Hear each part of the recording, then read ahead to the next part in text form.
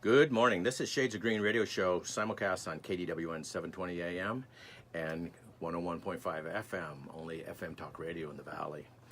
Our show is produced by Green Alliance of Nevada, and I am your host, Paul Ira. Today in studio, we have Marie Steele from e-centricity LLP, Electrifying Nevada's 21st Century Transportation System. Good morning, Marie. Good morning. And also, of course, we have Stan Hannell, our co-host, and very astute and professional person when it comes to electric vehicles. So he's going to have a lot of input He's today, got I'm me sure. way beat. Many more decades You on think? this. He's seen the cycle twice. I think he was the one who actually invented electricity. He is the old man of electricity, so that's all good. So today we're going to talk about a report that came out of the governor's office. Marie, is that where it came from? The Governor's Office of Energy commissioned this report. That's correct. Excellent. So this report is Electrifying Nevada's 21st Century Transportation System. Actions, Opportunities, Aspirations. And who wrote this report? It was written by my company, e-centricity LLP, with my partner, Lauren Rosenblatt.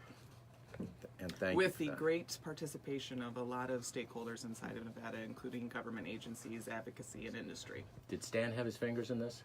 Indirectly. Indirectly, yes. Good for you. So please tell us how you got involved with developing transportation policy for electric vehicles and the support infrastructure, as well as more about your company, e-centricity Sure, of course. LLP. Well, first of all, thank you for the invitation today. I've been working with Green Alliance for many a year now on advocating not just electric vehicles, but sustainability in general. So congratulations for all the good work that you guys continue to do. About 4 years ago, Stan, or so, Right. in 2014, I used to work for InNEVation Energy. In 2014, I took over their electric vehicle program, because I ran into electric vehicles in my MBA, and that was my internship, electric vehicle racing in Barcelona, and I fell in love ever since. So since 2014, I've been involved in it with the state on a policy level, on the program for the electric utility, both in Nevada and beyond.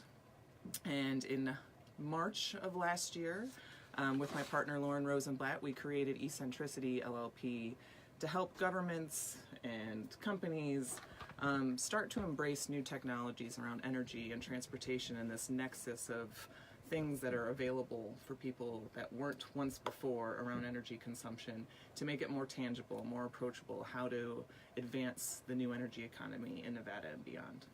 Well, electric vehicles have surely advanced considerably, especially in the last few years. So why should Nevada focus on transportation electrification? Well, it's good for a lot of things. It's good for air quality, it's good for clean energy and energy dependence, it's great for economic development and economic efficiency, and great for jobs. So I don't see a low note there, do you? No low note there. Tell us about jobs some more. That's always an interesting topic. So we were just talking about that. We were at CES. So electric vehicles and connected vehicles and autonomous and shared is this mega trend that is advancing globally.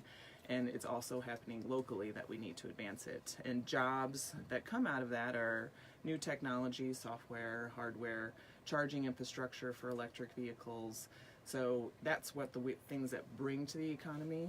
Something that Stan has promoted for a long time as an individual or a business, you can save by switching to electric, so there's more money in state. And then also economic development as well, which hits jobs, is switching from fossil fuels and gas to electricity, which can be served by renewable energy, whether solar or geothermal in the north is great for Nevada, as it is our in-state resource. So all of those help while also impacting your quality. Yeah, I think one thing we've talked about in the past is that as a state, we don't have fossil fuel resources. We don't mine coal here, we don't drill oil here, we don't even, I think maybe a tiny little refinery for gasoline someplace. Right. But so all that natural gas also has to all be imported by pipeline into the state. But sunshine and geothermal are right here in our state, and we just have to harvest it and use it and create jobs. And right, good point. Well. We are kind of mecca for the solar industry here in Nevada. Yeah, sun 300 days a year. 300. So it's a double impact. So for your generation, if you can source our transportation needs by renewable energy, you're saving in two places, from power generation and then also in transportation, because transportation is now actually the #1 source of emissions in Nevada. It has now overtaken power generation because of the great policies around renewable energy development. So it is the next frontier of environmental needs to reduce carbon reduction is transportation. As well as create jobs. So there's the economic. Right. It's threefold. Again, yeah, no low economics, notes, yes. Stan. No. We're singing soprano here. Well, it's so sunny here that we like to say that when it's cloudy outside, we call in sick. So moving on, generally the reports focus just on how to promote electric vehicles. This report is much broader to encompass all transportation, including advanced mobility. What was the process and genesis for the report? So the process was, Nevada has made great strides in electric and advanced mobility solutions, but to really move it forward and embrace it, we needed a holistic strategy. So for the Governor's Office of Energy, they have goals in becoming the leading renewable energy producer and exporter in the country, deploying storage and deploying electric vehicles. So we sought to make a holistic strategy that addresses all transportation needs, planning needs with the counties and cities to really move this forward, because there's so many conversations when you just say electric vehicles that you needed to address it from a holistic state strategy on how all players are involved.